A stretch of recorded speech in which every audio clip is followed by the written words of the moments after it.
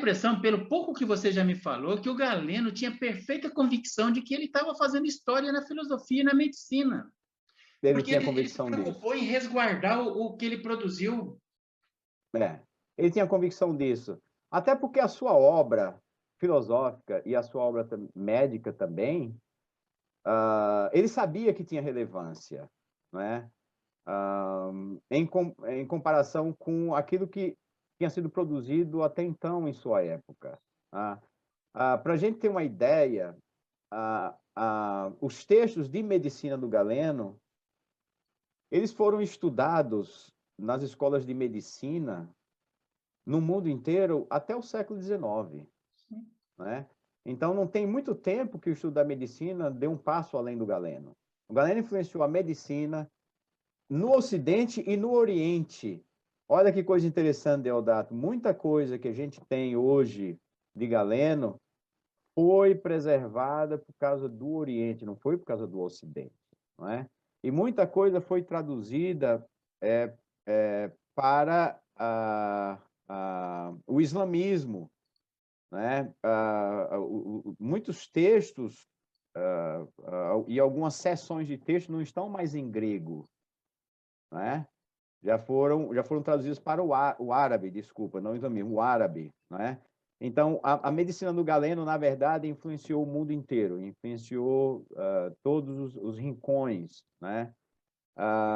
E a obra filosófica do Galeno está sendo retomada a partir do século XIX, século XX, é pouco tempo de pesquisa, né? Porque do aspecto da medicina, ele foi estudado exaustivamente até o século XIX e hoje continua sendo uma grande referência. Né? Como ele ficou muito conhecido pela parte médica, os filósofos não deram atenção ao aspecto filosófico do Galeno. Né? E hoje ainda existe uma discussão até que ponto Galeno é médico e filósofo, ou é médico ou é filósofo. Né? Essa obra do PHP, por exemplo, que eu trabalho, você tem que tentar fazer essa divisão. Quando Galeno está sendo médico, quando Galeno está sendo filósofo. Né? E é isso que faz o diferencial. E ele diz, olha, esse é o diferencial que eu tenho em relação a vocês. Ele fala isso, inclusive, se dirigindo ao Aristóteles, né? E ele fala isso dirigindo aos estoicos, por exemplo. Vou lhe dar um exemplo. Nessa discussão do Galeno com os estoicos, um aspecto importante é a determinação do hegemonikon, né? O hegemonikon é uma palavra grega que a gente pode traduzir no português como centro de comando. Né? Onde está o centro de comando da racionalidade? Essa é a grande questão dos gregos. Né? Para os estoicos, o hegemonikon está no coração. É do coração que partem todos os comandos racionais. A racionalidade está na região do coração. Né? Para o Galeno, está no cérebro. Certo? E como é que Galeno chega ao cérebro? Para a gente ter uma ideia, naquela época não se falava de cérebro. Okay? Não se sabia o que era o cérebro. Não se conhecia o cérebro, não se entendia a função do cérebro.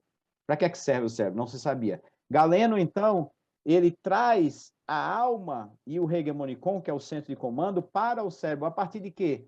Da sua experiência médica, daquilo que ele chama de premissa científica. E o que é a premissa científica no Galeno?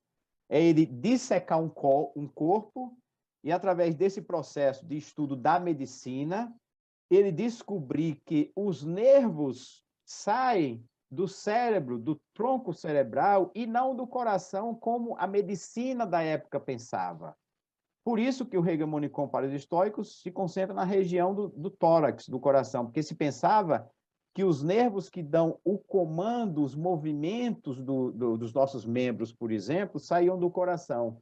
Galeno diz assim, não sai do coração, sai do cérebro.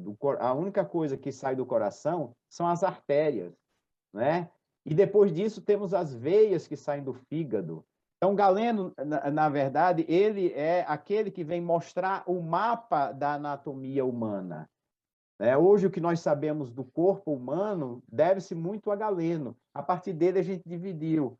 Os nervos saem do cérebro, as artérias do coração, a função das artérias é uma determinada função, a função das veias é uma outra determinada função, né? E aí Galeno vem dividir a sua alma em 3 partes, que é uma apropriação de Platão, né? E Platão já fala sobre a alma humana como 3 partes, eles chamam de tripartição da alma, né? E Galeno vem, através da sua metodologia científica, que ele inaugura a metodologia científica da medicina, ele vem dizer, eu corroboro Platão e aqui está a evidência científica de que Platão estava no caminho correto.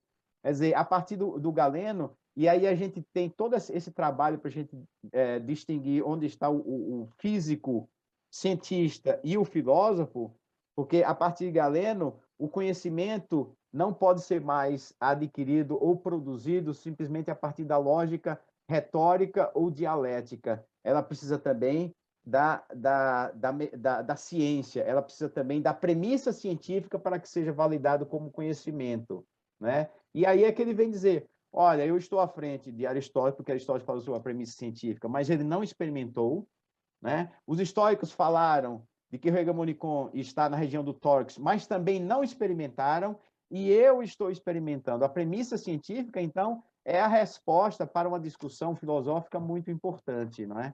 E, então, tem essa mistura da filosofia, do homem filosófico e o homem científico. Na minha perspectiva, agora, durante a minha pesquisa, as 2 coisas andam juntas o tempo todo. Galeno é essa mistura, não dá para separar uma coisa da outra. Eu estou falando muito, né, Deodato? Não, tá legal. Eu estou muito curioso com essa perspectiva científica do Galeno, rapaz, porque isso só veio assim a ser estruturado com maior convicção, no pensamento filosófico e científico a partir do século XVI, XVII. Isso. Não é verdade? E ele lá atrás, ele Isso. deixa claro a experimentação dele de forma relativamente lógica. Isso, ele deixa claro, ele escreve tudo está registrado.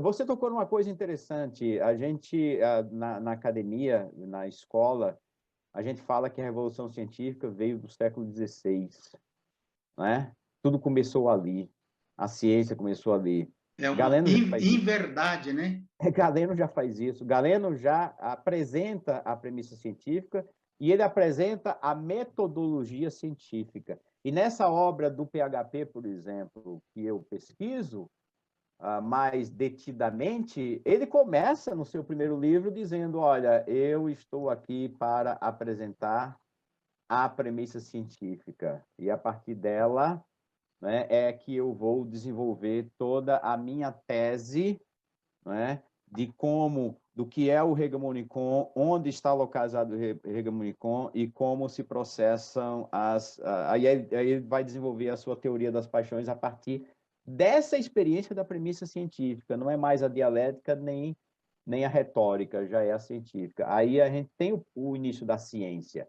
Quer dizer, em tese, a academia, lá na frente, vai precisar fazer uma revisão sobre a origem da ciência, possivelmente.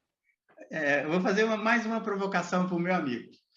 Eu fiz essa mesma provocação, eu fiz para o Rafael, hoje de manhã. Ok. O Marcos Rezende está conseguindo o devido distanciamento para não contaminar o objeto do estudo dele pela paixão que está que saltando aos olhos?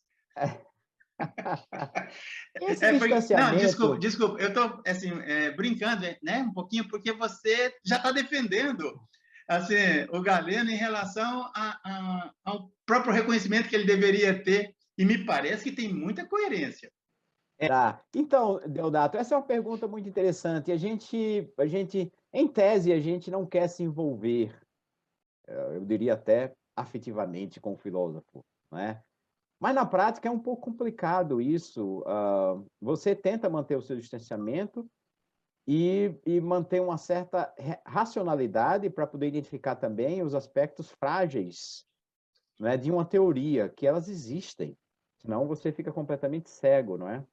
Mas também você precisa de um pouco de motivação, porque se você não acreditar, né, se você não tiver uma relação com aquele objeto da sua pesquisa, você não consegue acordar no outro dia para poder dar continuidade à sua pesquisa.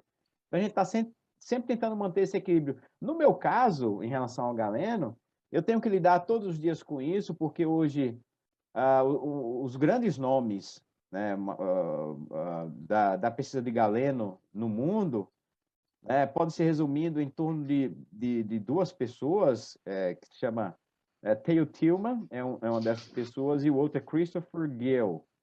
Né? E eles são bastante críticos do Galeno. Né? Eles apontam uma série de problemas na teoria das paixões do Galeno e na crítica que Galeno faz ao estoicismo, a crítica que Galeno faz a Crisipo. Né? Então, todos os dias eu estou lidando com esse duelo para poder entender se a crítica deles procede ou se também existe um espaço para reapresentar a teoria das paixões de Galeno, né? Filtrando, não necessariamente filtrando, fazendo uma crítica em cima dessa crítica, né? Porque no diálogo de pesquisa acadêmica você tem que fazer esse diálogo com os comentadores, é óbvio, não é?